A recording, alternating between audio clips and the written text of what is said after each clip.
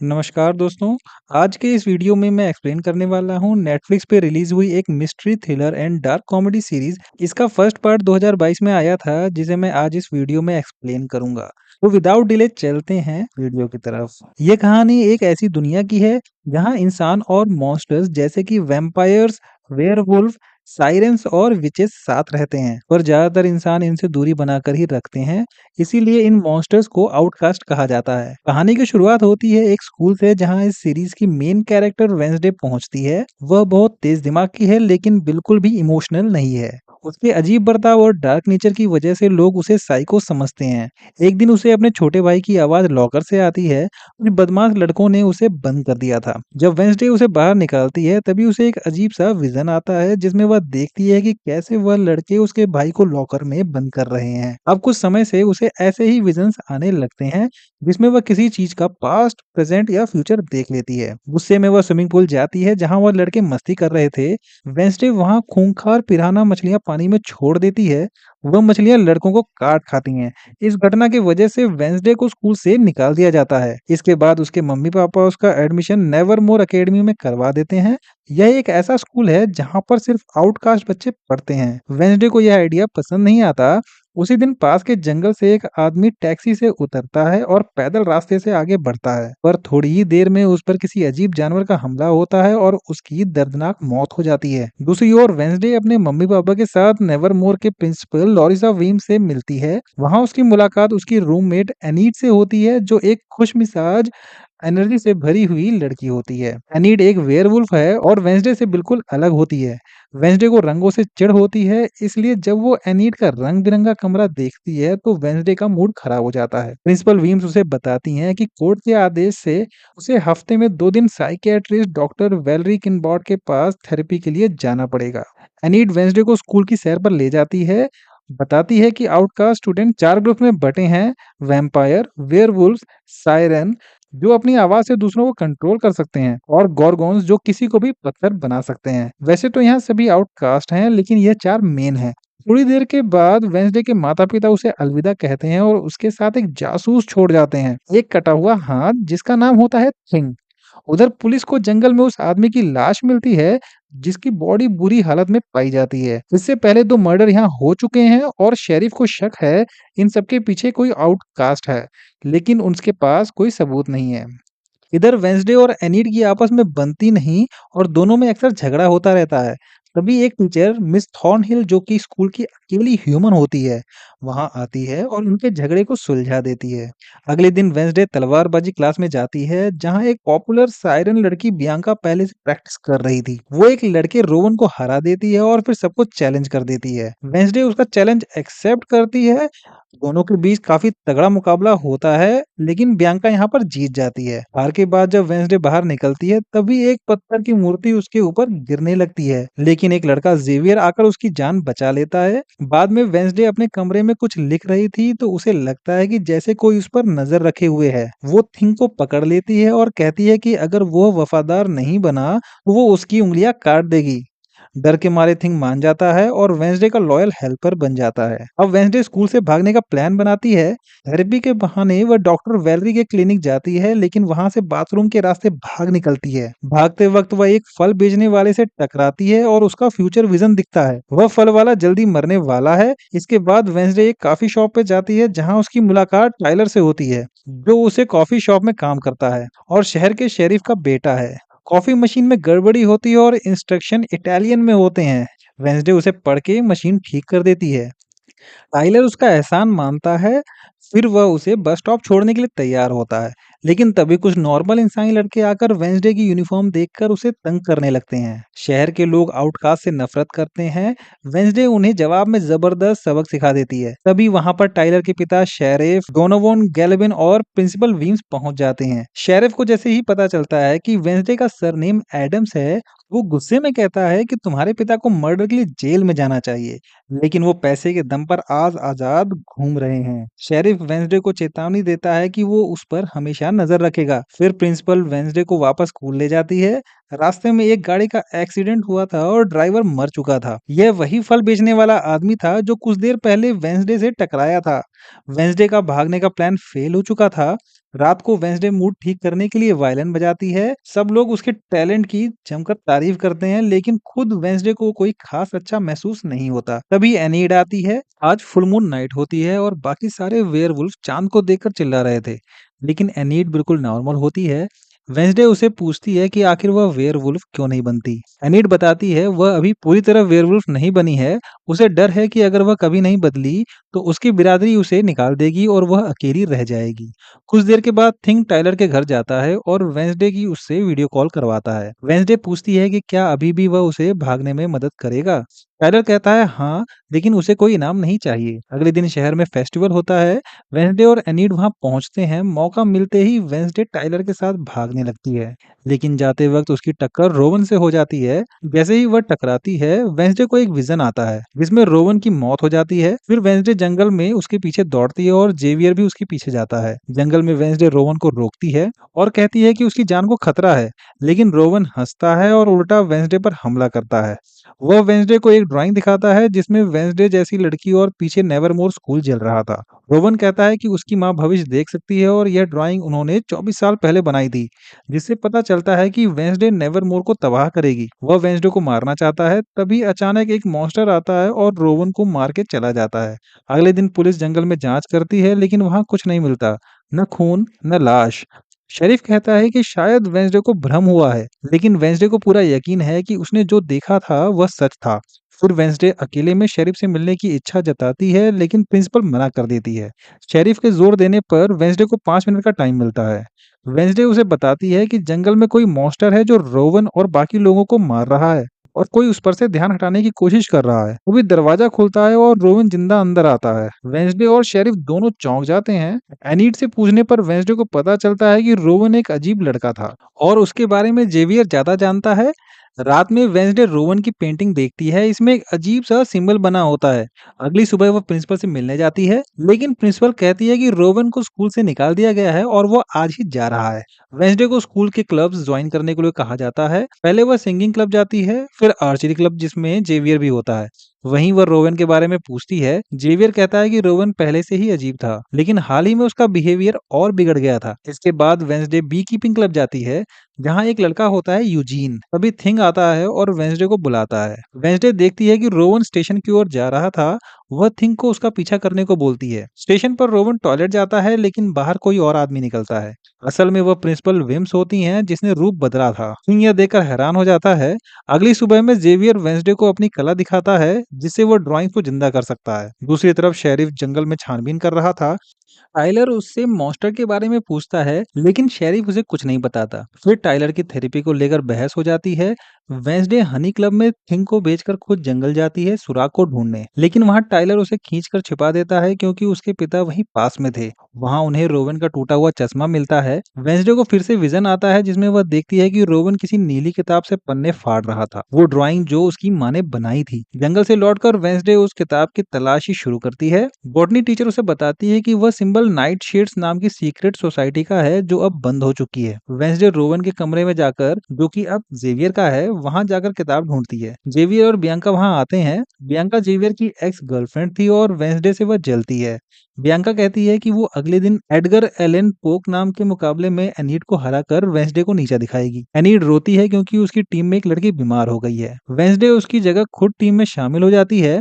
Nevermore में हर साल एक एडवेंचर रेस होता है, जहां पहले नाव से नदी पार करनी होती है, फिर जंगल से फ्लैग लाकर वापस आना होता है। मजे की बात यह है कि इसमें कोई रूल्स नहीं होते और बियांका की टीम पिछले 2 साल से चीटिंग करके जीत रही है। इस बार भी बियांका ने सायरन और वैम्पायर साथियों से मिलकर दूसरों की नाव डुबो दी, लेकिन वेंसडे ने पहले से ही प्लान बना के रखा था। उसने थिंग को सायरन पर जाल फेंकने को भेजा और अपनी नाव सही सलामत पार करा ली। फिर जंगल में जाकर उसने फ्लैग ढूंढा और लड़कों की नाव में छेद करके उन्हें बाहर कर दिया। फ्लैग लेते समय वेंसडे को एक रहस्यमय विजन आता है। उसमें एक लड़की कहती है कि असल चाबी तुम हो। वेंसडे अपनी टीम को जिता लेती है। सेलिब्रेशन में उसे मजा नहीं आता। वो अकेले एक पुतले के नीचे आती है और वहां पहेली सॉल्व करके एक गुप्त दरवाजा खोल देती है। अंदर उसे वही नीली किताब मिलती है जिसमें रहस्यमयी ड्राइंग होती है। कभी कोई पीछे आकर उसके मुंह पर कपड़ा डाल देता है। वेंसडे को कुछ नकाबपोश लोग किडनैप कर लेते हैं। उसके हाथ पांव बंधे होते हैं और मुंह पर काला कपड़ा होता है। जब चेहरा खुलता है तो सामने कुछ लड़के लड़कियां खड़े होते हैं। एक गहरी आवाज पूछती है, हमारे सीक्रेट अड्डे का पता तुम्हें किसने बताया? वेंसडे आवाज से पहचान लेती है कि ये जेवियर है। थोड़ी ही देर में सभी अपना नकाब उतार देते हैं। यह नाइट शेड्स नाम का एक सीक्रेट क्लब है। वेंसडे को बताया जाता है कि यह क्लब 30 साल पहले बंद कर दिया गया था, लेकिन अमीर बच्चों की वजह से यह गुप्त रूप से अब भी चलता है। जेवियर कहता है कि वेंसडे को क्लब में शामिल करना चाहिए, क्योंकि उसके पेरेंट्स भी इसका हिस्सा थे, लेकिन यह बियांका को मंजूर नहीं था। वेंसडे साफ कहती है कि उसे किसी सीक्रेट क्लब में कोई दिलचस्पी नहीं है। सब चौंक जाते हैं। फिर वह खुद ही अपने हाथ खोल लेती है और जेवियर से ड्राइंग लेकर वहां से चली जाती है। अपने कमरे में जाकर वेंसडे उस ड्राइंग को जोड़कर देखती है। एक आदमी वेंसडे जैसी लड़की की ओर हथियार लिए खड़ा है। अगले दिन आउटरीच डे होता है। स्टूडेंट्स को शहर की दुकानों में काम करने के लिए भेजा जाता है। वेंसडे जेवियर से बात करती है, जो कहता है कि रोवन जिंदा है, लेकिन किसी का जवाब नहीं दे रहा। वेंसडे उसे किताब और ड्राइंग दिखाती है। जेवियर बताता है कि यह ड्राइंग उसने रोवन के डेस्क पर देखी थी। जेवियर एक और नाम बताता है, क्रैक स्टोन। यह वही आदमी है जो ड्राइंग में दिख रहा है। पोस्टर पर उसका चेहरा होता है और यह शहर का पहला नॉर्मल इंसान था जिसने कि नेवरमोर में कदम रखा था। नेवरमोर और नॉर्मल लोग अब मिलकर उसका पुतला लगाने वाले थे। वेंसडे पिलग्रिम वर्ल्ड जाना चाहती थी, लेकिन उसे बोरिंग एंटीक स्टोर में काम मिलता है। वो एनीट से वर्क प्लेस बदलने को कहती है। एनीट पहले तो मना करती है, लेकिन जब उसे पता चलता है कि उसका क्रश एजैक्स वहीं होगा, तो वो मान जाती है। पिलग्रिम वर्ल्ड पहुंचने पर वेंसडे वहां की देखरेख करने वाली औरत से मिलती है, जो बताती है कि मीटिंग हॉल में क्रैकस्टोन की चीजें हैं, लेकिन फिलहाल वह बंद है। बच्चों को टूरिस्ट को मिठाइयां बेचने का काम मिलता है, लेकिन यूजीन ज्यादा मिठाइयां खा लेता है और कुछ लड़के उसे परेशान करते हैं। यह वही लड़के थे जिन्हें पहले वेंसडे ने काफी शॉप में पीटा था। यूजीन उनमें से एक पर उल्टी कर देता है और बाकी लड़के भड़क जाते हैं, लेकिन तभी वेंसडे आ जाती है और फिर से उन्हें सबक सिखा देती है। वो यूजीन को साथ लेकर मीटिंग हॉल जाती है। किंग वहां एक पुरानी तस्वीर की ओर इशारा करता है और वेंसडे चौंक जाती है। ये 400 साल पुरानी तस्वीर थी। उसमें एक लड़की थी जिसे उसने अपने विजन में देखा था। उस लड़की के हाथ में एक काली किताब थी। वेंसडे को पिलग्रिम वर्ल्ड में एक कांच की पेटी में नीली किताब दिखती है, लेकिन जैसे ही वो उसे खोलती है, पता चलता है कि वो नकली है। तभी वहां की केयरटेकर गुस्से में आ जाती है और वेंसडे को बाहर निकाल देती है। पूछने पर बताती है कि असली किताब कुछ दिन पहले चोरी हो गई थी। इधर एनीड एजेक्स के साथ डेट पर जाने की कोशिश करती है। जब एजेक्स पहले मना करता है, तो एनीड उसे रिक्वेस्ट करती है। एजेक्स एक गॉर्गन है जो किसी को भी पत्थर बना सकता है, इसलिए वह लोगों से दूर ही रहता है। पर वो एनीड को पसंद करता है और फिर दोनों रात में मिलने का प्लान बनाते हैं। कॉफी शॉप में वेंसडे को जेवियर मिलता है, जो उसे टोकता है कि टाइलर से दूर रहो। वेंसडे उसकी बात नहीं मानती है और टाइलर से पुराने मीटिंग हॉल की लोकेशन पूछती है। वहां जाकर उसे एक खंडहर मिलता है। अचानक एक चोर उसके साथ बदतमीजी करता है, लेकिन थिंग उसे भगा देता है। वेंसडे एक दीवार छूती है और विजन में अपनी पूर्वज गुडी एडम्स को देखती है। क्रैकस्टोन ने उसे और बाकी आउटकास्ट को जिंदा जलाने की कोशिश की थी। गुडी भाग जाती है और वेंसडे को चेतावनी देती है कि क्रैकस्टोन वापस आएगा। विजन से बाहर आकर वेंसडे को एक बड़ी आंख दिखती है। वही राक्षस जंगल में भाग जाता है। जमीन पर उसके पैरों के निशान इंसानी पैरों में बदल जाते हैं। इससे वेंसडे समझ जाती है कि यह राक्षस असल में कोई इंसान ही है। तभी जेवियर वहां आता है और उसे समझाता है कि साइको विजन हमेशा सही नहीं होते, लेकिन वेंसडे को यकीन होता है कि जो उसने देखा वह सच है। अगले दिन क्रैकस्टोन के पुतले का उद्घाटन होता है। वेंसडे को वायलिन बजाने की जिम्मेदारी दी जाती है, लेकिन वह थिंग की मदद से पुतले में ही आग लगा देती है।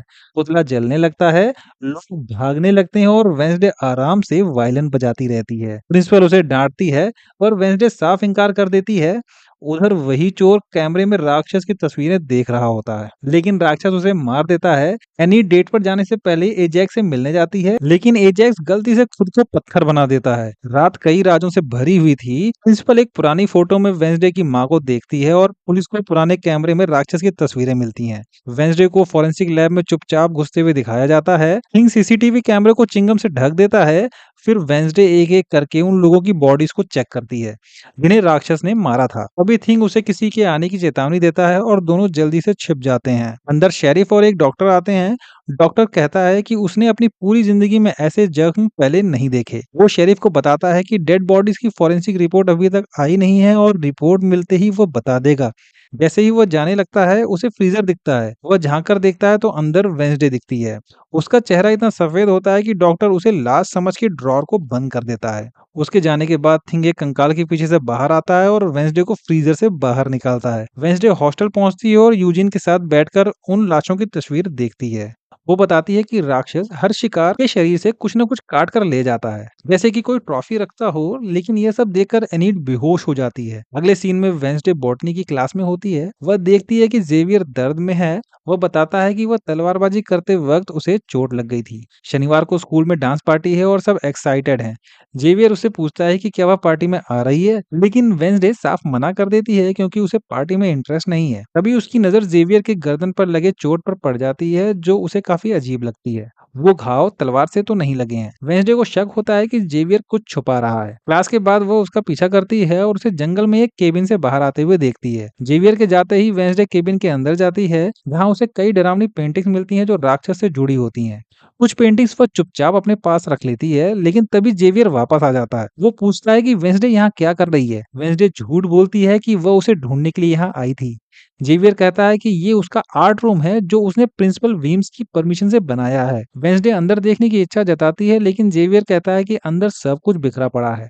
जब जेवियर पूछता है कि वह उसे क्यों ढूंढ रही थी, तो वेंसडे होमवर्क का बहाना बनाती है, लेकिन जेवियर पकड़ लेता है क्योंकि आज कोई होमवर्क नहीं मिला था। फिर वह मजाक में कहता है कि शायद वेंसडे उसे डांस के लिए पूछने आई होगी, और वेंसडे बात छुपाने के लिए उससे पूछती है क्या वो उसके साथ डांस पर जाएगा। बियांका यह सुन लेती है और वेंसडे को डांस पार्टी के लिए नई ड्रेस खरीदने ले जाती है। लेकिन वेंसडे को रंग बिरंगे कपड़े पसंद नहीं आते। वह बाहर ही रुक जाती है और जाते वक्त थिंग एक दुकान की ओर इशारा करता है, जहाँ एक खूबसूरत काली सी ड्रेस रखी होती है। वेंसडे को वह पसंद आ जाती है, लेकिन फिर भी वह नजरअंदाज करके शेरिफ से मिलने चली जाती है। पुलिस स्टेशन में वेंसडे शेरिफ के हाथ में वही पेंटिंग देखती है जो उसने जेवियर के आर्ट रूम से चुराई थी। वो कहती है कि उसे केस सुलझाने में मदद करनी है। शेरिफ पूछता है कि यह पेंटिंग किसने बनाई, लेकिन जब तक वो वेंसडे को तहकीकात में शामिल नहीं करता, वेंसडे कुछ बताने से इनकार कर देती है। शेरिफ उसे पढ़ाई पर ध्यान देने को कहता है। जैसे ही वेंसडे वहां से जा रही होती है, शेरिफ को मेयर का कॉल आता है, जो कि केस की अपडेट पूछता है। झुंझलाकर शेरिफ वेंसडे को रोकता है और कहता है कि अगर तुम्हारे पास कोई ठोस सबूत हो तभी मेरे पास आना। बाहर वेंसडे की टाइलर से मुलाकात होती है, तो वो पूछता है कि वह किसके साथ पार्टी में जा रही है। जब वेंसडे बताती है कि जेवियर के साथ, तो टाइलर थोड़ा सैड होकर चला जाता है। वेंसडे उसे रोकती है और पूछती है कि आखिर तुम इतना दुखी क्यों हो। टाइलर कहता है कि उसे लगा था कि उनके बीच में सिर्फ दोस्ती नहीं, कुछ ज्यादा है, लेकिन अब वह कंफ्यूज्ड है कि वेंसडे ऐसा सोचती भी है कि नहीं। वेंसडे कहती है कि वह अभी बहुत सारी चीजों में उलझी हुई है। टाइलर चुपचाप चला जाता है। वेंसडे यूजीन के साथ बीच क्लब में होती है। वहां वह सारी क्लूज की तस्वीरें दीवार पर चिपकाती है। यूजिन को इससे कोई दिक्कत नहीं होती। तभी यूजिन की नजर एक फोटो पे जाती है, जिसमें राक्षस के पीछे एक गुफा दिख रही होती है। वह कहता है कि उसने वह गुफा पहले भी देखी है और वेंसडे को वहां ले जाता है। गुफा के अंदर बहुत सारी हड्डियां पड़ी होती हैं और एक दीवार पर लोहे की जंजीर होती है। वेंसडे को वहां राक्षस की एक दांत गड़ा हुआ मिलता है, जिसे वह अपने पास रख लेती है। फिर वह जेवियर के आर्ट रूम में जाती है ताकि उसका कोई बाल या खून मिल सके, जिससे कि डीएनए टेस्ट किया जा सके। उसे वहां पर खून लगा कपड़ा मिलता है, लेकिन तभी पीछे से जेवियर आ जाता है और वेंसडे चौंक जाती है। वेंसडे जेवियर से पूछती है कि उसने राक्षस की हूबहू तस्वीर कैसे बनाई। जेवियर बताता है कि वह राक्षस उसके सपनों में आता था, उसी के आधार पर उसने यह पेंटिंग बनाई है। लेकिन वेंसडे को उसकी बातों पर विश्वास नहीं था। उसे शक है कि कहीं जेवियर ही राक्षस तो नहीं है। वह उस पर इल्जाम लगाती है। जेवियर सफाई में कहता है कि एक बार उसने खुद वेंसडे की जान बचाई थी। इस पर वेंसडे जवाब देती है कि राक्षस ने भी एक बार उसे रोवन से बचाया था। इसका मतलब यह नहीं कि वह भरोसेमंद है। जेवियर समझ जाता है कि वेंसडे ने जो डांस पार्टी का बहाना बनाया था, वह दरअसल उसे चकमा देने के लिए था। वो गुस्से में वेंसडे से कहता है कि अब यहाँ से निकल जाओ। वेंसडे सीधा पुलिस स्टेशन जाती है और शेरिफ को राक्षस का दांत और जेवियर के खून से सना कपड़ा देती है। शेरिफ तुरंत दोनों चीजें डीएनए टेस्ट के लिए भेज देता है। अगले दिन वेंसडे यूजीन से कहती है कि अब दोनों के पास कोई डांस पार्टनर है नहीं, क्यों ना जंगल जाकर तहकीकात की जाए। यूजिन को आइडिया पसंद आता है। इधर बियांका जेवियर के साथ पार्टी में साथ चलने को बोलती है। अब जब उसके पास कोई डेट है नहीं, तो जेवियर मान जाता है। वहीं थिंग वेंसडे के नाम से एक नकली चिट्ठी टाइलर के टिप बॉक्स में डाल देता है, जिसमें उसे पार्टी के लिए इनवाइट किया गया था। पार्टी की रात स्कूल पूरी तरह से डेकोरेटेड था। प्रिंसिपल वीम्स और बॉटनी टीचर बच्चों को वेलकम कर रहे होते हैं। बॉटनी टीचर वीम्स से पूछती हैं कि जब वह स्कूल में थी तो उसका डांस एक्सपीरियंस कैसा रहा। वीम्स बताती है कि उसने जिस लड़के से डांस के लिए पूछा था, उसने मना कर दिया था, और वो लड़की जिसके लिए मना किया वह कोई और नहीं बल्कि वेंसडे की माँ थी। इधर हॉस्टल में वेंसडे यूजीन के साथ जंगल जाने की तैयारी कर रही थी। तभी दरवाजे पर दस्तक होती है और वेंसडे को लगता है यूजीन होगा, लेकिन दरवाजे पर टाइलर खड़ा था, पार्टी के लिए पूरी तरह तैयार होकर। वेंसडे हैरान हो जाती है। दरवाजा बंद करके जल्दी से डांस के लिए ड्रेस ढूंढने लगती है। तभी थिंग उसे वह काली ड्रेस दिखाता है, जो वेंसडे को पहले बहुत पसंद आई थी। थिंग उसे चुपचाप चुरा लाया था। जब वेंसडे वह ड्रेस पहनकर बाहर आती है तो टाइलर उसे देखकर दंग रह जाता है, क्योंकि वो बहुत सुंदर लग रही थी। लेकिन उसी वक्त यूजीन अकेले ही जंगल की तरफ निकल पड़ता है। पार्टी में वेंसडे टाइलर के साथ पहुंचती है, वहां उसे एनीट दिखती है, जो मेयर के बेटे लूकस के साथ आई थी। वेंसडे हैरान होती है क्योंकि वह पहले ही एनीट को लूकस से दूर रहने की चेतावनी दे चुकी थी। एनीट बताती है कि वह लूकस के साथ सिर्फ अपने एक्स एजेक्स को जलाने के लिए आई है, क्योंकि एजेक्स डेट पर नहीं आया। एनीड को लगा कि शायद एजेक्स को उसमें दिलचस्पी नहीं है। बातों बातों में एनीड और लूकस को पता चलता है कि उनके बीच में कई चीज कॉमन है और वह एक दूसरे के करीब आने लगते हैं। फिर डांस शुरू होता है। वेंसडे अपने अनोखे अंदाज में डांस करती है और सबको उसका डांस काफी पसंद भी आता है। लेकिन जेवियर को यह सब बहुत खलता है। इसी बीच एक टैंकर स्कूल के सामने आकर रुकता है। उसमें ल्यूकस के दोस्त होते हैं जो बदला लेने आए थे। ल्यूकस बाहर आकर कहता है कि उन्हें यह सब नहीं करना चाहिए, लेकिन उसके दोस्त उसे समझाते हैं कि वह उसके पिता की इज्जत बचाने के लिए ऐसा कर रहे हैं। अंदर डांस फ्लोर पर सब डांस कर रहे होते हैं, तभी फायर अलार्म दबा दिया जाता है और छत से पानी की जगह खून जैसा लाल पेंट गिरने लगता है। सब घबरा जाते हैं, लेकिन वेंसडे को यह सब पसंद आता है और वो खून को चख कर देखती है और समझ जाती है कि ये असली खून नहीं है बल्कि पेंट है। अचानक वेंसडे को एक विजन आता है और उसे दिखता है कि यूजिन जंगल में है और खतरे में है। वो तुरंत वहां से भागती है और रास्ते में टाइलर और जेवियर की टक्कर हो जाती है। टाइलर वेंसडे के बारे में पूछता है, लेकिन पहले से ही चिढ़ा हुआ जेवियर उसे जाने को बोल देता है। इधर एनीड को पता चलता है कि यह सब लूकस और उसके दोस्तों की साजिश थी। लूकस को अपने किए पर पछतावा है, लेकिन उसके दोस्त उसका मजाक उड़ाते हैं। तभी एजेक्स वहां आता है और सबको वहां से भगा देता है। एजेक्स एनीड को बताता है कि वह दरअसल गलती से ही अपने सांपों से पत्थर बन गया था, इसीलिए डेट पर नहीं आ सका। वह डर और शर्म के मारे कुछ कह नहीं पाया। एनीड उसे माफ कर देती है और दोनों एक दूसरे को किस करते हैं। उधर जंगल में यूजिन गुफा के पास कुछ अजीब देख रहा होता है और उसे वॉइस रिकॉर्डर में रिकॉर्ड कर रहा था। तभी कोई गुफा में आग लगा देता है और यूजिन को भी देख लेता है। यूजिन भागने की कोशिश करता है, लेकिन वह गिर जाता है और उसका चश्मा भी गिर गया था। वह वेंसडे की आवाज सुनकर मदद के लिए चिल्लाता है। वेंसडे पास पहुंचती है, लेकिन तब तक राक्षस वहां से भाग चुका था और यूजिन को मौत के कगार में छोड़ जाता है। वेडनेस्डे के हाथों में उसके पापा गोमेज की अरेस्ट रिपोर्ट होती है। 32 साल पहले उन पर एक मर्डर का केस चल रहा था, यही उसकी रिपोर्ट थी। वेंसडे को यकीन नहीं होता कि उसके पापा जैसे मासूम इंसान पर ऐसा कोई इल्जाम लग भी सकता है। इसके बाद कहानी 32 साल पीछे चली जाती है। रेवन पार्टी की रात थी। उस वक्त के प्रिंसिपल पार्टी से लौटकर अपने हॉस्टल जा रही थी। तभी अचानक ऊपर से एक लड़का नीचे गिरता है। उसका नाम था गैरेट गेट्स, एक और आम इंसानी लड़का। जैसे ही प्रिंसिपल ऊपर देखती है, गोमेज उसके सामने तलवार लिए खड़ा होता है। प्रिंसिपल पुलिस को बताती है कि यह सब वेंसडे की मम्मी मोर्टिशिया की वजह से हुआ। गैरेट और गोमेज के बीच उसी को लेकर झगड़ा चल रहा था। बयान देने के बाद पुलिस गोमेज को पकड़ के ले जाती है। कहानी प्रेजेंट में आती है। गोमेज और मोर्टिशिया पेरेंट्स मीट अटेंड करने नेवरमोर स्कूल पहुंचते हैं। प्रिंसिपल सब पेरेंट्स को यूजिन की हालत के बारे में बताती है कि अब वो पहले से बेहतर है, लेकिन असलियत यह है कि यूजिन अभी भी कोमा में है। वह झूठ इसलिए बोलती है ताकि स्कूल की इमेज खराब ना हो। वहीं वेंसडे अपनी मम्मी पापा को थिंग के बारे में बताती है कि उनके आने के कुछ दिन बाद ही उसने थिंग को पकड़ लिया था। गोमेज घबराकर पूछता है, थिंग की उंगलियां तो सलामत है ना? वेंसडे जवाब देती है, अभी तक तो सब ठीक है। मोटिशिया वेंसडे से पूछती है कि इन दिनों स्कूल में क्या हुआ। वेंसडे कहती है, यहाँ आते ही मुझ पर कोई जानलेवा हमले हुए, इसी वजह से यह जगह मुझे पसंद आई है। यह सुनकर मोटिशिया और गोमेज दोनों खुश हो जाते हैं। इधर एनीड अपनी मम्मी से मिलने जाती है, जो काफी सख्त स्वभाव की है। मिलते ही मम्मी पूछती हैं, क्या तुम अब पूरी तरह से वेयरवुल्फ बन गई हो? एनीड को परिवार की सबसे बड़ी निराशा कहती है। बियांका के पेरेंट्स पेरेंट्स मीट में नहीं आते, वह कभी आते ही नहीं। जेवियर बियांका से रेवन पार्टी वाली रात की बात के लिए माफी मांगता है। तभी उसकी मम्मी आ जाती है, जिसे देखकर बियांका डर जाती है। दूसरी तरफ वेंसडे अपने पूरे परिवार के साथ प्रिंसिपल के ऑफिस में होती है। मोटिशिया, गोमेज और प्रिंसिपल पुराने दिनों की याद कर रहे होते हैं। मोटिशिया एक पुरानी ईयरबुक दिखाती है जिसमें नेवरमोर के पुराने स्टूडेंट्स की लिस्ट होती है, लेकिन उसमें अपना नाम न देखकर वो हैरान होती है। प्रिंसिपल ऐसा रिएक्ट करती है जैसे उसे कुछ पता ही ना हो, लेकिन असल में वही पन्ना उसने फाड़ कर जला दिया था। इसके बाद प्रिंसिपल वेंसडे के थेरेपी सेशन की बात करती है। कहती है कि वेंसडे अभी तक साइकियाट्रिस्ट से अच्छे से घुल मिल नहीं पाई, इसीलिए वह चाहती है कि फैमिली एक साथ सेशन अटेंड करे। मोटिशिया पहले मना करती है, लेकिन फिर मान जाती है। जब ये लोग साइकियाट्रिस्ट के पास जा रहे होते हैं, तभी सामने रेस्टोरेंट में बैठे शेरिफ की नजर गोमेज पर पड़ती है। उसे देखकर शेरिफ को गुस्सा आता है और वो अपने बेटे टाइलर से कहता है, एक खूनी मेरे सामने घूम रहा है और मैं कुछ नहीं कर पा रहा। थेरेपी सेशन शुरू होता है, लेकिन वेंसडे उसे बीच में रोककर अपने पापा से पूछती है, गैरेट गेट्स की मौत की रात क्या हुआ था? यह वही केस था जिसमें गोमेज मेन सस्पेक्ट था। गैरेट के नाम सुनते ही मोटिशिया और गोमेज का चेहरे का रंग उड़ जाता है। मोटिशिया कहती है वह केस झूठा था, जिससे गोमेज को फंसाया गया, लेकिन वेंसडे कहती है शेरिफ तो कुछ और ही कहता है। मोटिशिया वेंसडे को चुप रहने को बोलती है और वहां से चली जाती है। सेशन एक और रहस्य के साथ खत्म हो जाता है। अगले सीन में बियंका अपनी मम्मी के साथ रेस्टोरेंट में होती है।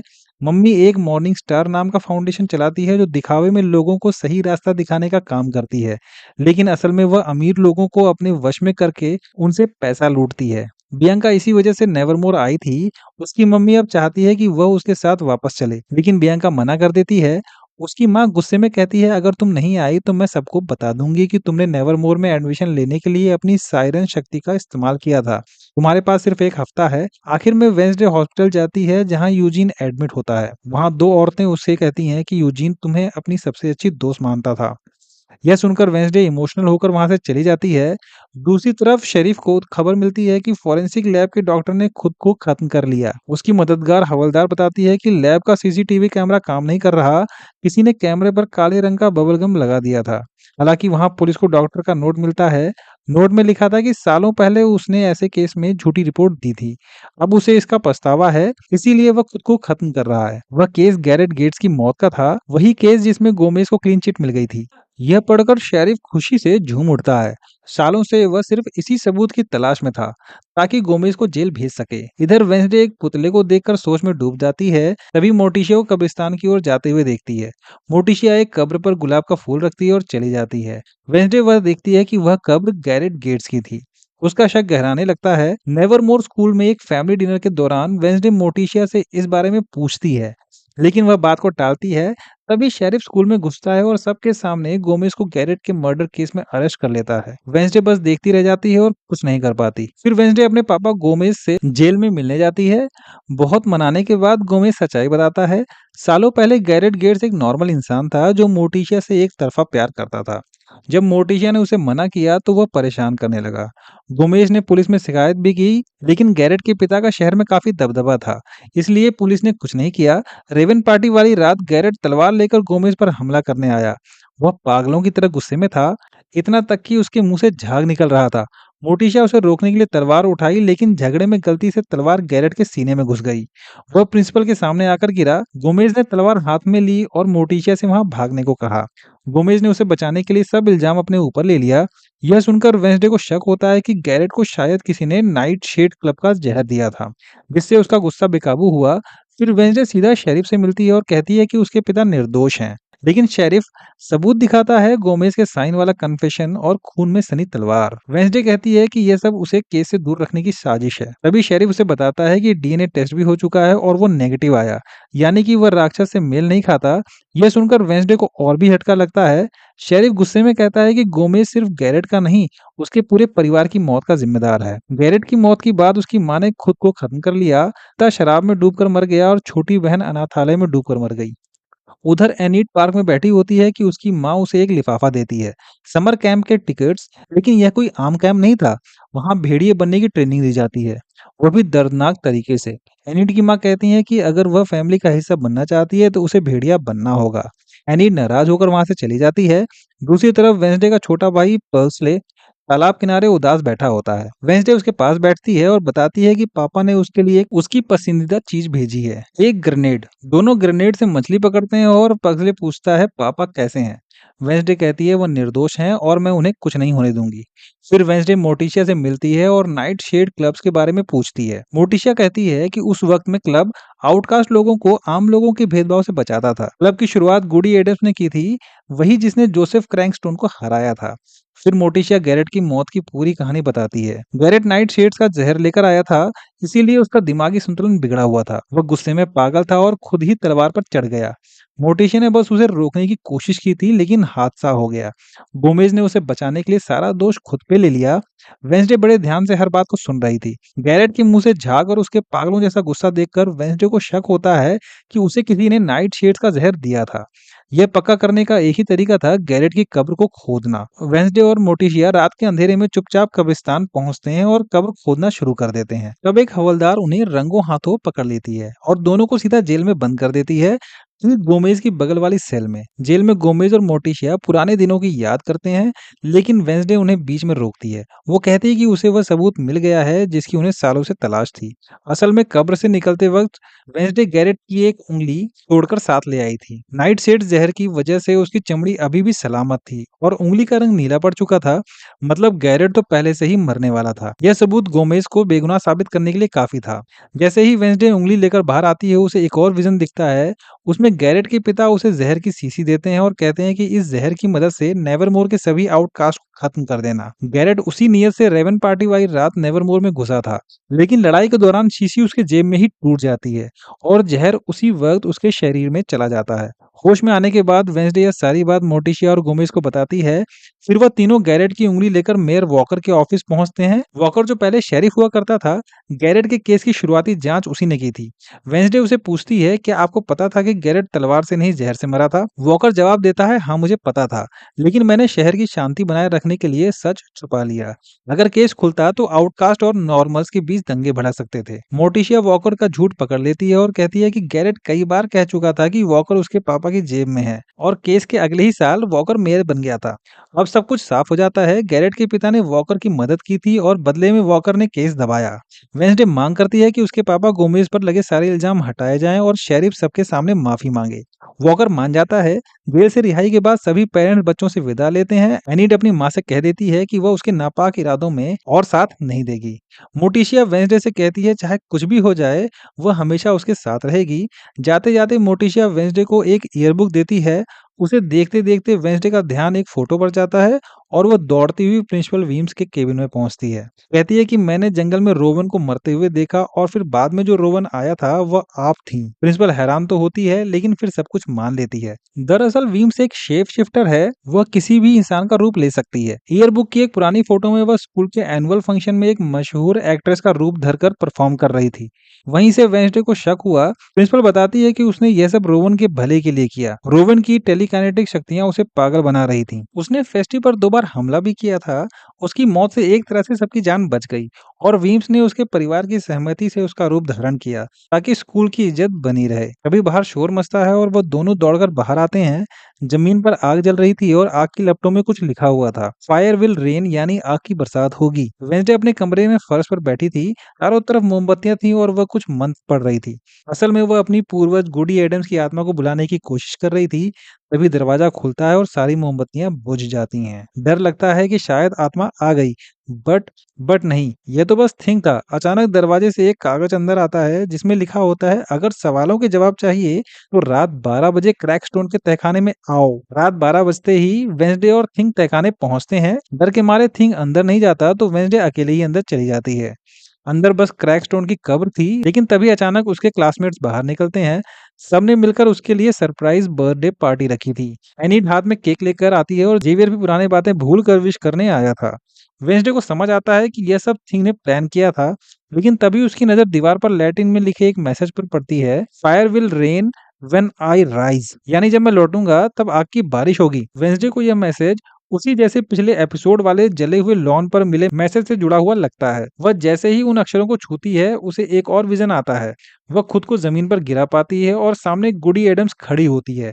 गुडी बताती है कि क्रैकस्टोन वापस आ रहा है और उसे रोकने के लिए वेंसडे को उस गेट का रहस्य जानना होगा जो विजन में दिख रहा है। वेंसडे पूछती है क्या वह उसे शक्तियां कंट्रोल करना सिखाएगी, लेकिन गुडी कहती है नहीं, तुम्हें खुद सीखना होगा। वह यह भी चेतावनी देती है कि वेंसडे को अपनी साइकिक विजन्स की वजह से सब पर शक होगा और वह लोगों से दूर होती जाएगी। अगले सीन में वेंसडे कमरे में बैठकर उस गेट की तस्वीर बना रही होती है। थिंग उसे एक ब्लैक पेटी देता है जो मोटिशिया और गोमेज ने बर्थडे गिफ्ट के तौर पर भेजी थी, जिसमें मरी हुई गिलहरियां, चीरफाड़ के टूल्स और केमिकल्स होते हैं। एनीड भी उसे एक स्कार्फ गिफ्ट करती है और कहती है कि वह दोनों यह साथ पहनेंगे। वेंसडे को पसंद तो नहीं आता, लेकिन वह मना नहीं करती। दूसरी ओर मेयर प्रिंसिपल वीम से अपने बेटे ल्यूकस की गलती के लिए माफी मांगता है। रेवन पार्टी वाले बवाल और लॉन पर फायर विल रेन लिखे होने से प्रिंसिपल पहले से ही चिढ़ी हुई है, लेकिन मेयर कहता है कि ल्यूकस पिछले हफ्ते से घर में था, यानी कि वह दोषी नहीं था। फिर वह कहता है कि असली प्रॉब्लम्स है यूजीन पर हुए हमले की तहकीकात। प्रिंसिपल चिढ़कर बढ़कर कहती है कि अगर उसने ऐसे ही नेवरमोर को टारगेट किया तो शहर को मिलने वाला फंड रुक जाएगा। उधर वेंसडे लॉन पर खड़ी होती है, तभी जेवियर आता है और विजन के बारे में पूछता है। वेंसडे कहती है कि अभी उसे जेवियर पर ही मॉन्स्टर होने का शक है। जेवियर गुस्सा हो जाता है पर कहता है कि अगर कभी जरूरत पड़े तो मैं साथ हूँ। दूसरी ओर बियांका देखती है कि ल्यूकस के हाथ में मॉर्निंग सॉन्ग का ब्रेसलेट है। यही वह सेल्फ हेल्प फाउंडेशन है जिसे बियांका की माँ चलाती है। ल्यूकस बताता है कि उसे यह एक अजनबी औरत ने दिया। बियांका समझ जाती है कि उसकी माँ ने उस पर सायरन पावर इस्तेमाल किया था। वह ल्यूकस को चेतावनी देती है कि मॉर्निंग सॉन्ग सिर्फ पैसों के पीछे है, भला करने के लिए नहीं। ल्यूकस उसकी बात मान लेता है और उसे काफी पर बुलाता है, बट बियांका चुपचाप चली जाती है। वेंसडे यूजीन को मिलने हॉस्पिटल जाती है। वह यूजीन के पास बैठकर उससे बातें कर रही होती है, तभी वहां पर उसकी साइकियाट्रिस्ट आती है। यूजीन के माता पिता कुछ दिन के लिए बाहर गए होते हैं, इसलिए उसकी देखभाल के लिए साइकियाट्रिस्ट को बुलाया गया था। वह पीले फूलों का गुलदस्ता लाती है और वेंसडे से उसकी जिंदगी में हुई हालिया घटनाओं के बारे में पूछती है।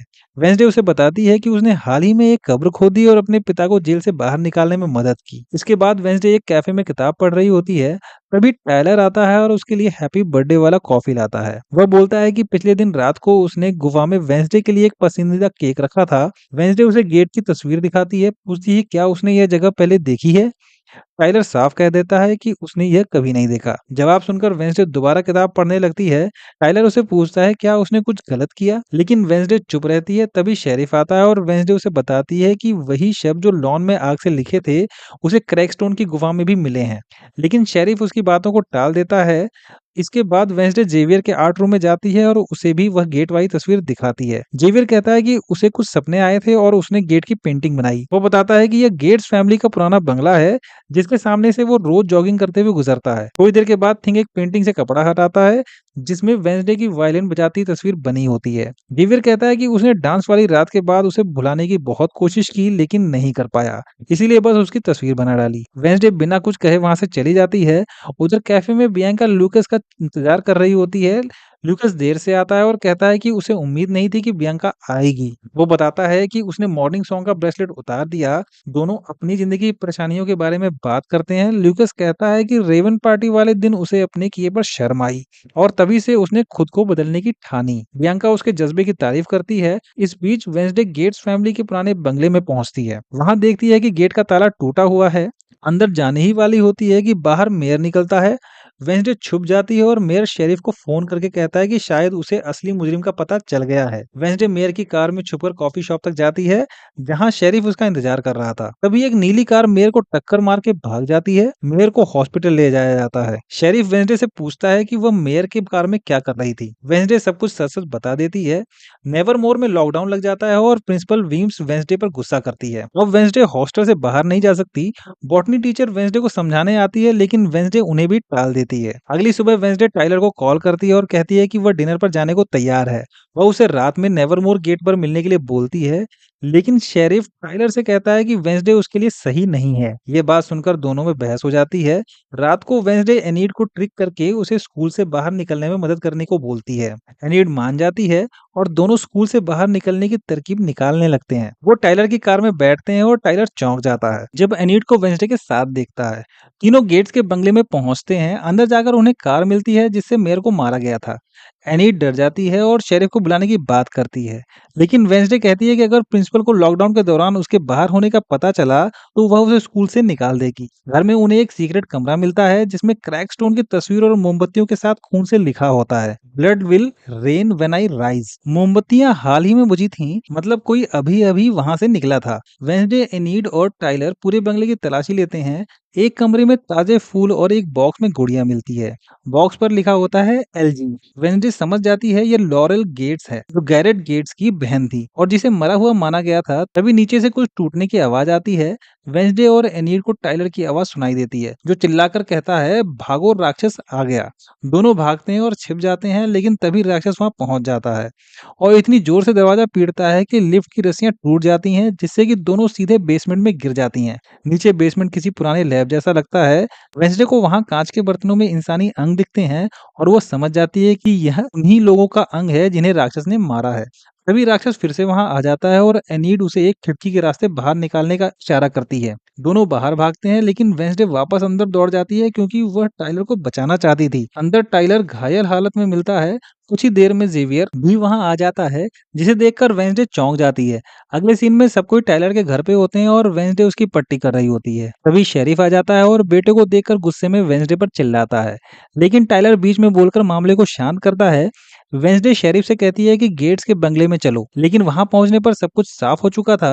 कोई सबूत नहीं बचा था। शेरिफ उसकी एक नहीं सुनता और साफ कह देता है कि अब टाइलर और इस केस से दूर रहो। वह उसे नेवरमोर स्कूल के गेट पर छोड़ देता है। प्रिंसिपल वीम्स वेंसडे का इंतजार कर रही होती हैं। वेंसडे अपने बचाव में कहती है कि उसने जो कुछ किया स्कूल की भलाई के लिए किया। अब वह रोवन की माँ की भविष्यवाणी वाली तस्वीर दिखाती है और कहती है कि वह स्कूल को बचाने आई है। प्रिंसिपल उसे गुस्से में आखिरी मौका देती है। अपने कमरे में वेंसडे को एनीड गुस्से में पैकिंग करते मिलती है। दोनों में बहस होती है और एनीड दूसरे दोस्त के कमरे में चली जाती है। अकेली बैठी वेंसडे को गेट्स के बंगले से मिले बक्से की याद आती है। जब वो उसे खोलती है तो नीचे से अपनी ही जासूसी करती तस्वीरें मिलती हैं। कोई इस पर नजर रखे हुए था।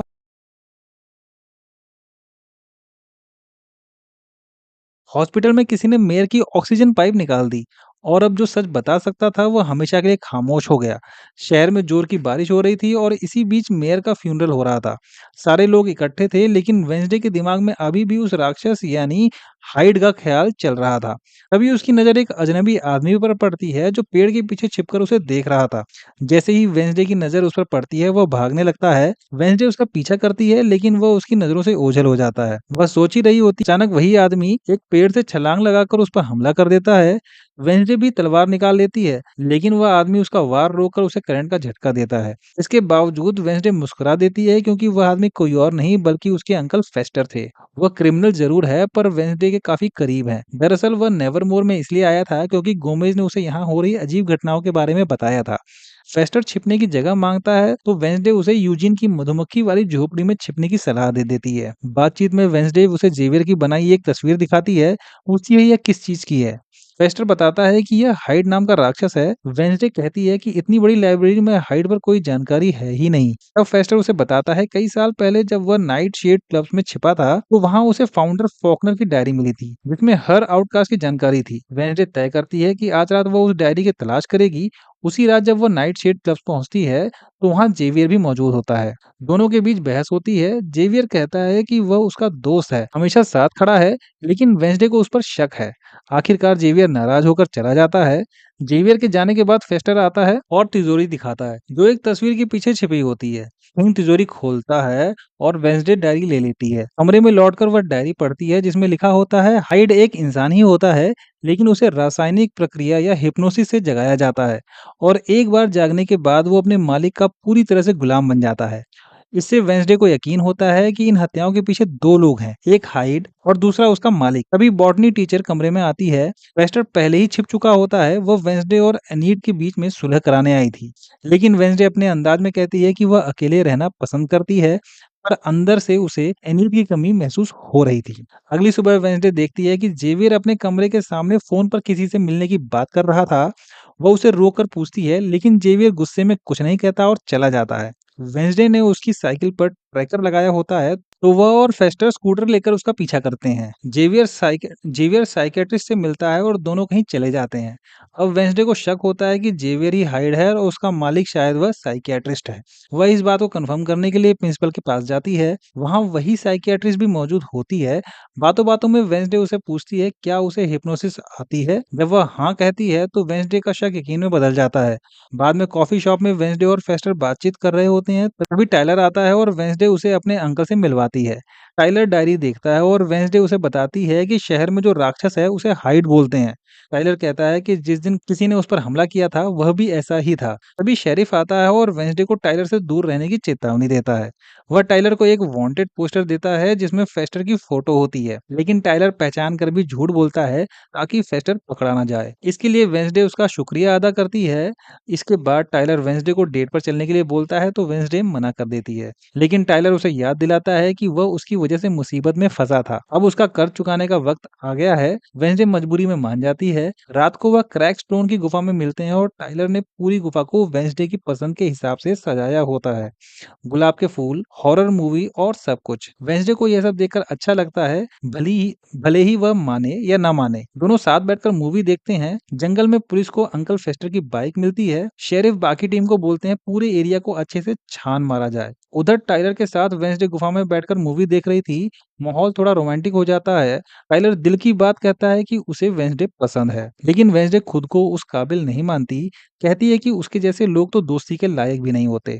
मगर टाइलर साफ कहता है कि तुम जैसी हो मुझे वैसे ही पसंद हो, और यह बात बदलने वाली नहीं है। जैसे ही दोनों करीब आते हैं, अचानक शेरिफ अंदर घुस जाता है और उसे देखकर दोनों चौंक जाते हैं। शेरिफ बस इतना कहता है कि यहाँ से निकल जाओ। वेंसडे जब वापस अपने कमरे में आती है तो पूरा कमरा उथल पुथल मिलता है और थिंक पर किसी ने हमला किया था। वह जमीन पर पड़ा था और उसके शरीर से खून बह रहा था।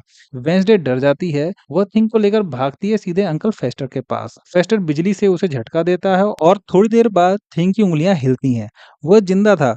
वेंसडे उसे कस के पकड़ लेती है और डर और गुस्से में वह कांप रही थी। अब उसके लिए लड़ाई पर्सनल हो गई थी। अगली सुबह वह प्रिंसिपल वीम से मिलती है और उसे शक है कि नेथानियल फॉकनर की जो पुरानी डायरी थी उसे किसी ने चुरा लिया। वीम्स बताती है कि उस डायरी में हाइड के बारे में सारी जानकारी थी और 30 साल पहले वही डायरी स्कूल के गुप्त कमरे में रखी गई थी। फिर वेंसडे समझ जाती है कि जिसे भी हाइड की सच्चाई पता है उसे कोई एक एक करके मार रहा है। फिर वेंसडे मिलती है बियांका और ल्यूकस से। ल्यूकस अपने पापा मेयर के लैपटॉप से कुछ डॉक्यूमेंट्स चुरा कर लाया था। उसमें लॉरेल गेट्स नाम की एक लड़की का जिक्र था जो मर चुकी मानी जाती थी, लेकिन उसकी बॉडी कभी मिली नहीं। वेंसडे को शक होता है क्या लॉरेल अभी भी जिंदा है और क्या वह इन सब के पीछे है। उसका शक एक नाम पर जाकर टिकता है, डॉक्टर किम्बॉट। वेंसडे सोचती है क्या वही लॉरेल गेट्स है जो अब दूसरों के नाम से जी रही है। वो डॉक्टर के पास जाकर उसे सीधा सवाल पूछती है, क्या आप ही लॉरेल हैं? डॉक्टर पहले तो शांत रहती है, फिर नाराज होकर उसे बाहर निकाल देती है। लेकिन शाम होते होते डॉक्टर की मौत की खबर मिलती है। किसी ने उसे मार डाला था, उसी तरीके से जैसे पहले लोग मारे गए थे। अब वेंसडे के शक की सुई दोबारा घूमती है जेवियर की तरफ। उसे जेवियर के कमरे में कई ऐसे सबूत मिलते हैं, जैसे हाइड की पेंटिंग, वो हार जो डॉक्टर पहनती थी, चाकू और कुछ और चीजें। बस अब वेंसडे जेवियर को सीधे शेरिफ के पास ले जाती है और जेवियर खुद को बेगुनाह बताता है। लेकिन वेंसडे के पास जो सबूत हैं वो बहुत भारी पड़ते हैं। शेरिफ जेवियर को गिरफ्तार कर लेता है। वेंसडे को लगता है कि उसने पूरा केस सुलझा लिया, लेकिन असल में तो कहानी अब मजेदार होने वाली है। रात को एनीड वापस लौट आती है। दोनों के बीच जो दूरी थी अब वो मिट चुकी है। एनीड कहती है कि जब तुम अकेली थी किंग पर हमला हुआ था, इसलिए मैं अब यहीं रहूंगी। वेंसडे को अच्छा लगता है कि उसके पास फिर से कोई आ गया है जिस पर वह भरोसा कर सकती है। अगले दिन वेंसडे टाइलर से मिलने जाती है। टाइलर उससे पूछता है, क्या तुम मेरी गर्लफ्रेंड बनना चाहोगी? वेंसडे कुछ नहीं कहती, उसके आंखें ही जवाब दे देती हैं। जैसे ही दोनों एक दूसरे को किस करते हैं, वेंसडे को एक भयानक विजन आता है। उसे दिखता है कि वही हाइड डॉक्टर किम्बॉट को मार रहा है। फिर वह हाइड धीरे धीरे टाइलर में बदल जाता है। वेंसडे एकदम डर जाती है। उसे समझ आ जाता है कि अब तक जिसे वह अपना सबसे करीबी मान रही थी वही असली कातिल है। एक सुनसान जगह पर टाइलर किसी का इंतजार कर रहा होता है। थोड़ी देर में वेंसडे वहां पहुंचती है। टाइलर कहता है कि उसे थिंग की भेजी हुई चिट्ठी मिल गई, जिसमें लिखा था कि वेंसडे उससे मिलना चाहती थी। टाइलर यह भी कहता है कि जिस दिन वेंसडे बिना कुछ बोले कॉफी शॉप से चली गई थी, उसे लगा कि अब वह कभी वापस नहीं आएगी। वेंसडे उसे थोड़ी दूरी बनाकर बात करती है। वह इशारों इशारों में कहती है कि जिस दिन तुमने मुझे किस किया उसी वक्त मेरी आंखें खुल गई। टाइलर कंफ्यूज हो जाता है, समझ नहीं पाता कि इसका मतलब क्या है। वेंसडे धीरे धीरे बात साफ करती है और कहती है कि उसे यकीन हो गया है कि टाइलर ही हाइड है। वह उससे पूछती है, लेकिन एक बात समझ नहीं आई, तुमने अपने साइकियाट्रिस्ट को क्यों मारा? टाइलर चौंक जाता है। वह साफ इनकार करता है कि वो हाइड नहीं है, लेकिन वेंसडे उसकी बात पर भरोसा नहीं करती। वो बताती है कि आउटरीच डे वाले दिन वह जानबूझकर टाइलर को बताकर जेवियर के साथ हॉल में गई थी, ताकि वह सारी बात डॉक्टर को बता दे। शायद उसी वजह से डॉक्टर गुफा में सबूत मिटाने गई थी और मारी गई। वेंसडे टाइलर की उस एक्टिंग की भी तारीफ करती है जब उसने खुद को गेट्स के बंगले में घायल कर लिया था, ताकि किसी को उस पर शक ना हो। टाइलर फिर भी मानने को तैयार नहीं है। वह कहता है कि अगर मैं वाकई हाइड हूँ तो तुम यहाँ अकेले क्यों आई हो? तभी वेंसडे मुस्कुराकर कहती है कि मैं अकेली नहीं आई, और अगले ही पल जंगल के पेड़ों के पीछे से बियांका और नाइटशेड से कुछ स्टूडेंट्स बाहर आते हैं।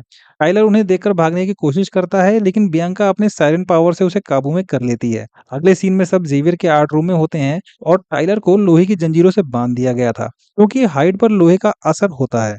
टाइलर होश में आता है तो चौंक जाता है, कहता है कि यह सब पागलपन है, मुझे जाने दो। वेंसडे उसे एक पुरानी तस्वीर दिखाती है जिसमें कि उसकी माँ मोटिशिया और नेवरमोर के बाकी पुराने स्टूडेंट्स होते हैं। उनमें एक औरत होती है जो कि टाइलर की माँ थी। टाइलर कहता है कि हाँ, उसकी माँ कभी आउटकास्ट थी, लेकिन उसका हाइड बनने से इसका क्या लेना-देना? वेडनेसडे फिर उसे उसकी माँ के मेडिकल रिकॉर्ड्स दिखाती है, जो टाइलर के गैराज में मिले थे। उनमें लिखा है कि टाइलर के जन्म के बाद ही उसकी माँ की मानसिक हालत बहुत बिगड़ गई थी। वेडनेसडे कहती है कि ज़्यादा मानसिक तनाव भी हाइड को जगा सकता है। शायद यही तुम में भी हुआ था।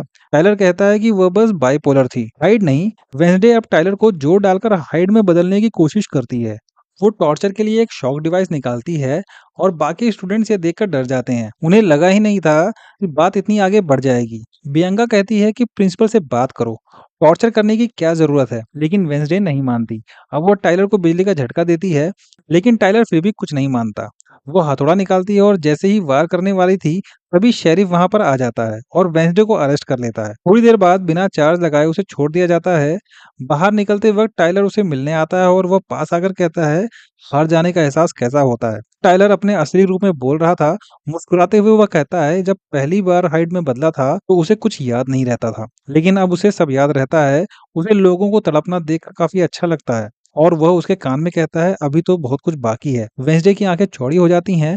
अब उसे पूरा यकीन है कि टाइलर ही हाइड है और अगला हमला कभी भी हो सकता है। वेंसडे जब नेवरमोर लौटती है तो प्रिंसिपल वीम्स उसका सामना करती है। वह वेंसडे से कहती है कि अब बस अपना सामान पैक करो और स्कूल से निकल जाओ। वेंसडे उन्हें समझाने की कोशिश करती है कि टाइलर ही असली हाइड है और यह बात खुद टाइलर ने कबूल की, लेकिन प्रिंसिपल वीम्स उसकी किसी बात पर यकीन नहीं करती। वेंसडे बताती है कि टाइलर की माँ भी हाइड थी और वह भी यही नेवरमोर की स्टूडेंट रह चुकी है, मगर वीम्स कहती है कि वह टाइलर की माँ को जानती थी। वह एक समझदार और नेक औरत थी, लेकिन उसने कभी अपनी शक्तियों का जिक्र नहीं किया। वेंसडे उनसे एक और मौका मांगती है ताकि वह सबूत एकजुट कर सके, मगर वीम्स साफ कह देती है, अब बहुत हो गया। इसके बाद वेंसडे जेवियर से मिलने जेल जाती है।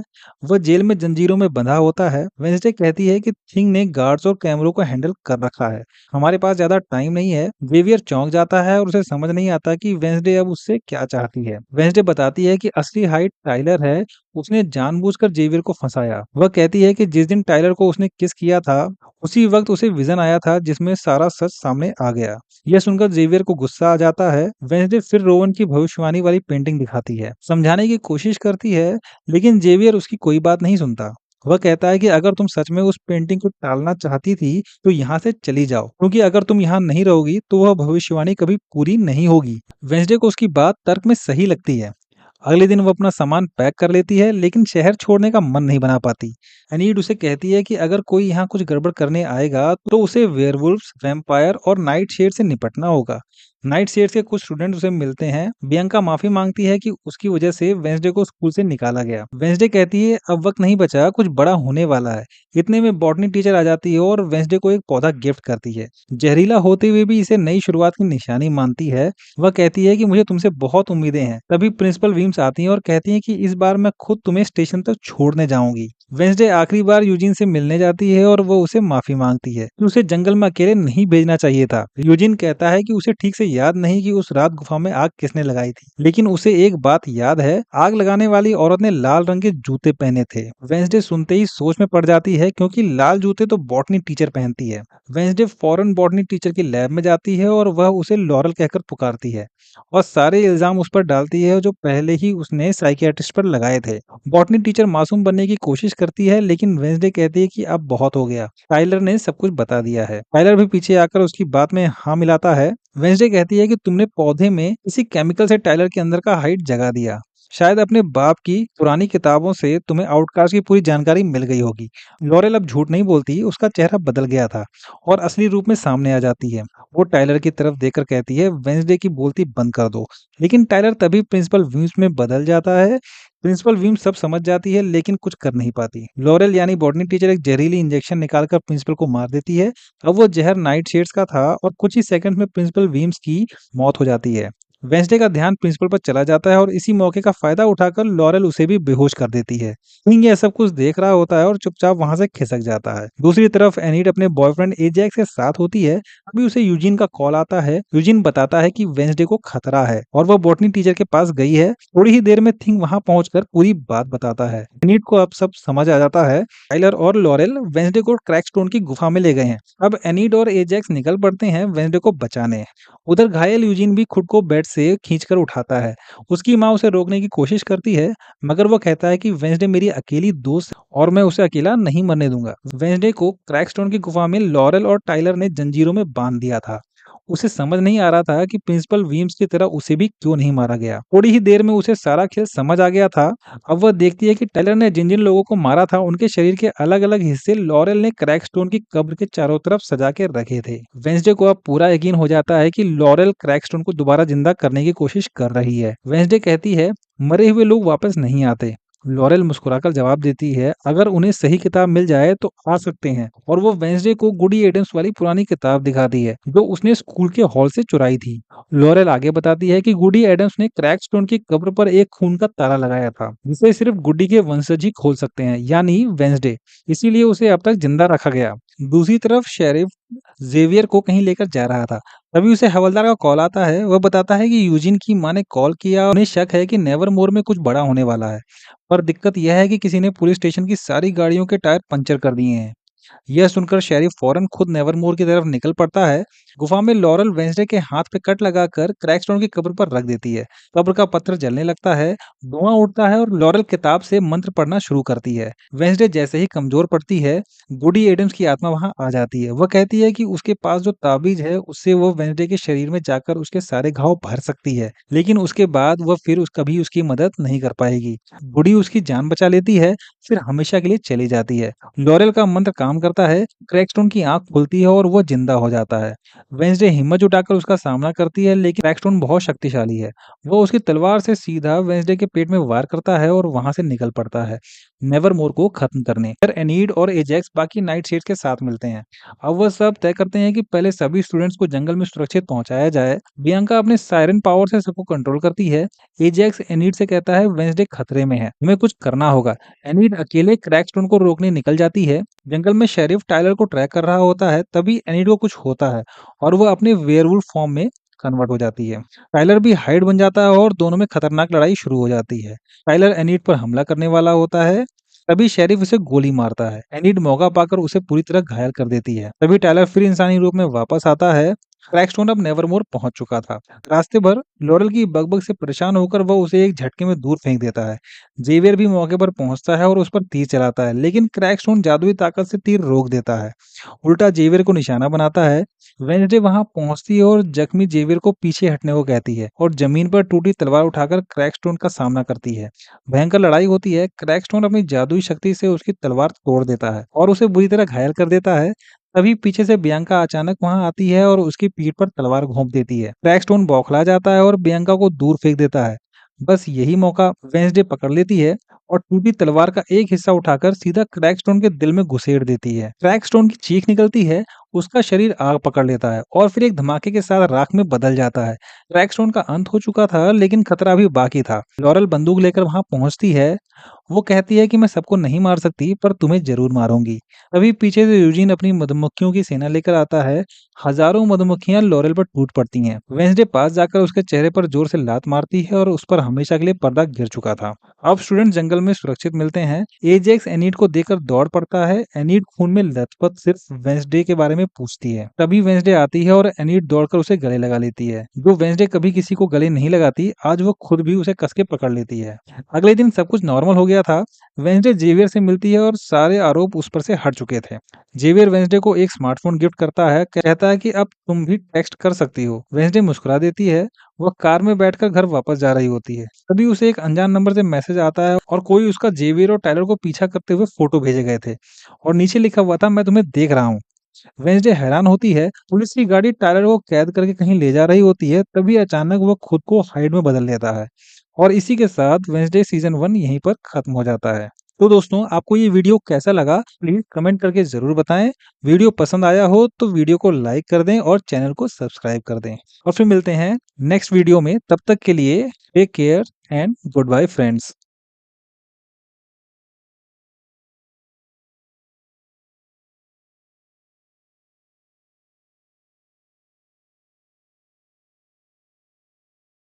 जो गैरेट गेट्स की बहन थी और जिसे मरा हुआ माना गया था।